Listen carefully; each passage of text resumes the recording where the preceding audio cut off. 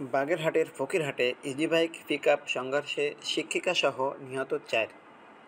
বাগেরহাটের ফকিরহাটে যাত্রীবাহী ইজিবাইকের সাথে পিকআপ ভ্যানের সংঘর্ষের ঘটনায় ইজিবাইকের যাত্রী, স্কুল শিক্ষিকাসহ 4 জন নিহত হয়েছেন।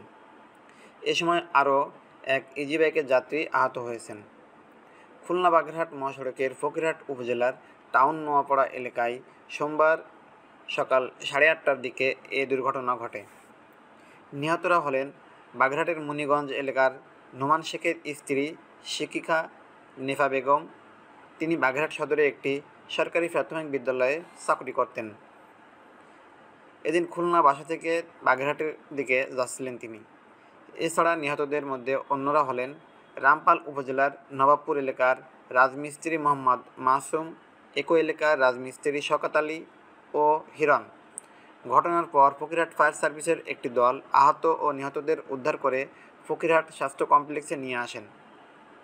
ফকিরহাট ফায়ার সার্ভিসের স্টেশন অফিসার মোল্লা মোহাম্মদ মনিরুজ্জামান ও কাটাখালী হাইওয়ে থানা পুলিশের উপসহকারী পরিদর্শক মোহাম্মদ আশরাফুল ইসলাম জানান, সকাল 8:30টার দিকে কাটাখালী থেকে যাত্রীবাহী ইজিবাইকটি টাউন নোয়াপাড়ার দিকে যাচ্ছিল। ঘটনাস্থলে পৌঁছালে বিপরীত দিক থেকে আসা পিকআপ ভ্যানের সাথে সংঘর্ষের ঘটনা ঘটে। এতে ইজিবাইকে থাকা স্কুল শিক্ষিকাসহ 3 জন ঘটনাস্থলে নিহত হন এবং একজন হাসপাতালে নেওয়ার পথে মারা যান। আহত 2 জনকে প্রথমে উপজেলা স্বাস্থ্য কমপ্লেক্সে আনা হয়, পরে তাদের অবস্থা আশঙ্কাজনক হওয়ায় উন্নত চিকিৎসার জন্য খুলনা মেডিকেল কলেজ হাসপাতালে পাঠানো হয়েছে। এ ঘটনায় ইজিবাইকটি দুমড়ে মুচড়ে গেছে। কাটাখালী হাইওয়ে থানা পুলিশের ভারপ্রাপ্ত কর্মকর্তা ওসি মোহাম্মদ মিজানুর রহমান বলেন, ঘটনাস্থল থেকে মরদেহ উদ্ধার করা হয়েছে। আইনি প্রক্রিয়া শেষে মরদেহ পরিবারের নিকট হস্তান্তর করা হবে।